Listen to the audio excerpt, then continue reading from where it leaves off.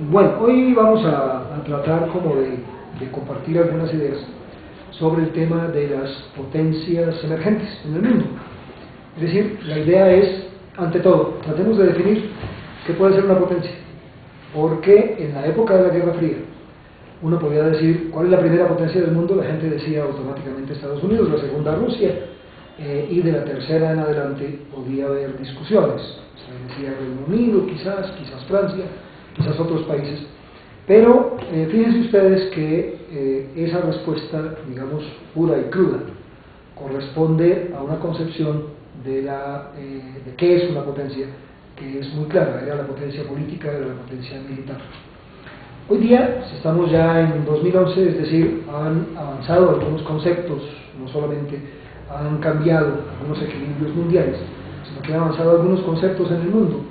Y en esos conceptos lo que uno encuentra en este momento es una diferencia entre la potencia de un país únicamente por razones políticas o militares y la potencia de un país también por razones de naturaleza económica o ambiental o en otros temas de la agenda internacional. Entonces ubiquemos primero qué es una potencia, qué es una potencia mundial, qué es una potencia intermedia, qué sería esta noción de potencias emergentes. La perspectiva conceptual del realismo, la escuela realista de las relaciones internacionales, nos hablaba desde su autor más representativo, Morgenthau. Kissinger es un realista. Nos encontramos con autores diversos en el mundo que siguen más o menos esa tendencia. Uno de los más célebres después de Morgenthau es Raymond Aron, para quienes estén en Europa, sobre todo hayan pasado alguna vez por Francia y estén familiarizados con esos conceptos.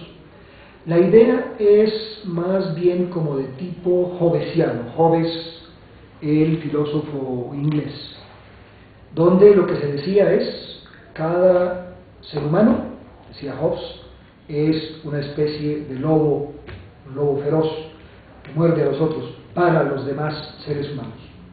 Cada uno está en una especie, cada país en este caso, está en una especie de estado de naturaleza, en un estado anárquico en el mundo, y tiene que velar por sí mismo, por su propia seguridad, por su propia supervivencia como país, como nación, como sistema político, como sistema cultural o económico, y tiene que velar por sí mismo porque nadie lo va a hacer por él, o en alianzas estratégicas con otros países o grupos de países, fuera una alianza bilateral o fuera una alianza multilateral pequeña, por ejemplo Consejo de Cooperación del Golfo Pérsico Arábigo, o fuera una alianza como se usaba en el siglo XIX, la Entente o la Santa Alianza antes, en fin, o bien fuera una alianza mucho más grande geográficamente, con más Estados miembros, como la de la OTAN. Es decir, la idea es básicamente: el mundo es un estado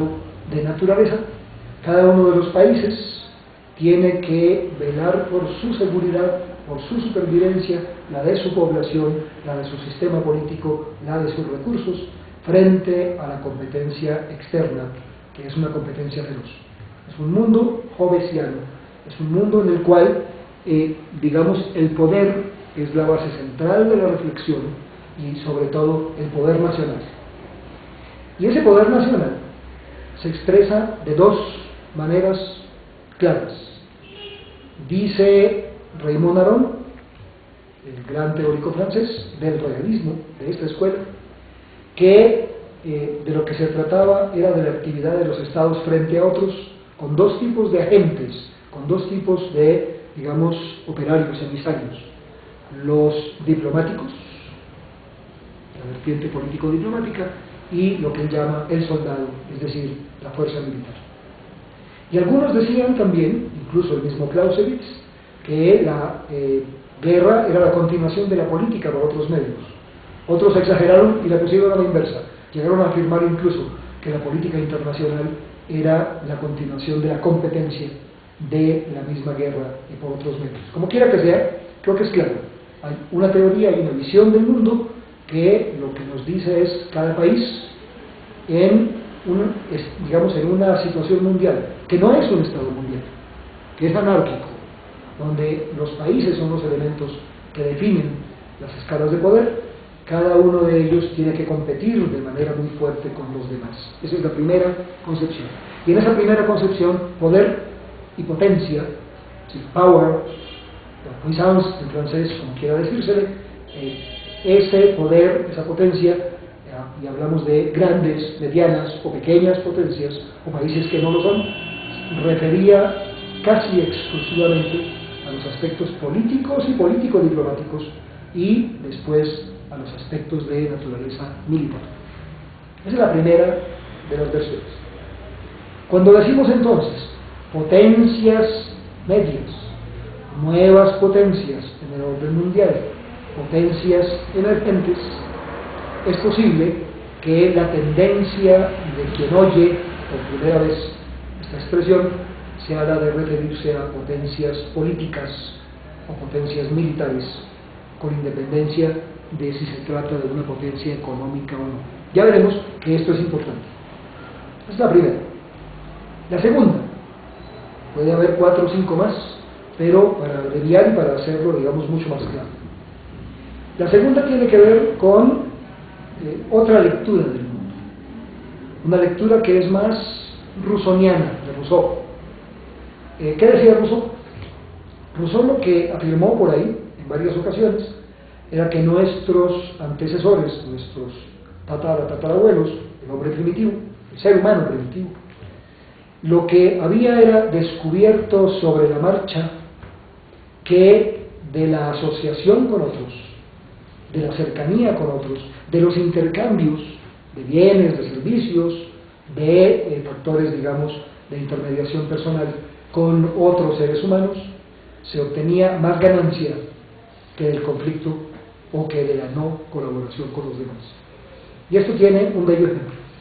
Un cazador primitivo podía en un momento dado, él solo, si era ágil, si era hábil, si la suerte lo favorecía, podía en una escena de caza cazar un conejo. Pero si quería cazar un ciervo, cervatillo, un venado, un animal más grande, si quería cazar un mamut, si quería cazar un tigre, si quería cazar un león, ya necesitaba sin duda alguna el apoyo de otros como él, de miembros de su clan, o de miembros de su tribu, o de asociados ad hoc para la actividad de la cacería. Y entonces lo que dice Rousseau es, supongamos que va una expedición de 5, 10, 15, 20, 50 cazadores, con instrumentos muy poco perfeccionados en la época, pequeñas lanzas, puntas de proyectil, en fin.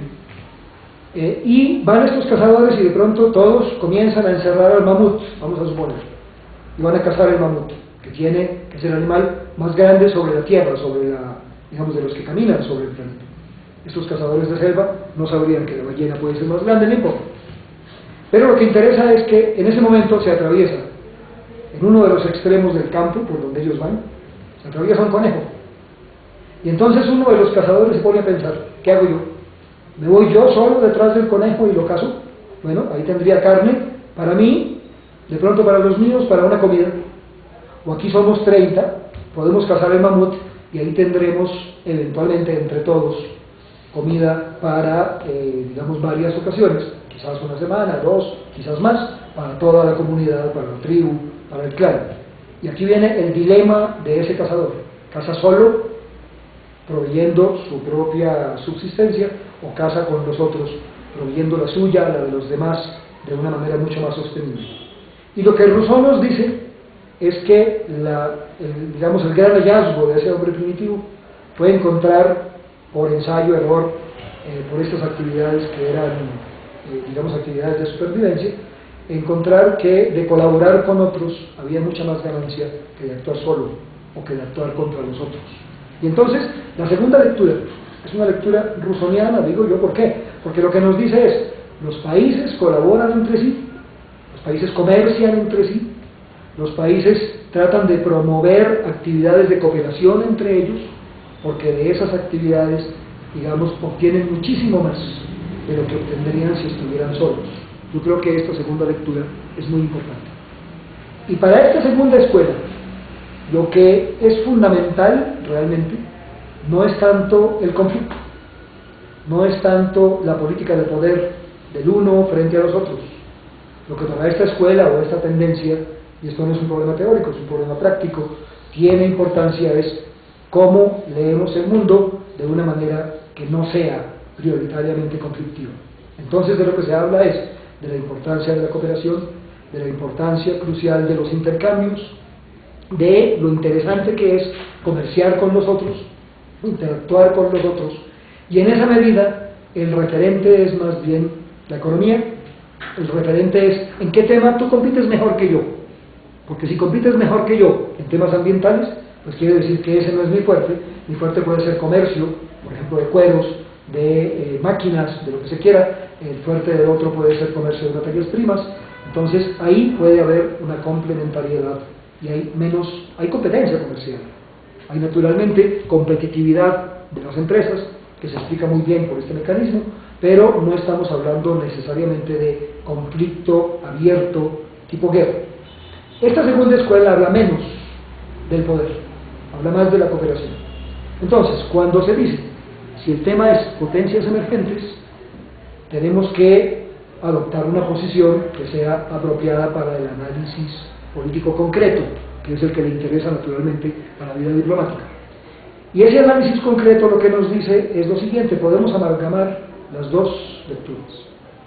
Podemos hablar de potencias, vamos a hablar de potencias emergentes, podemos hablar de factores de poder que son importantes, sobre todo cuando hablamos de política exterior, pero al mismo tiempo podemos hablar de cómo optimizamos, cómo maximizamos las ganancias de la política exterior mediante la cooperación. Esta sería, digamos, una primera aproximación necesaria.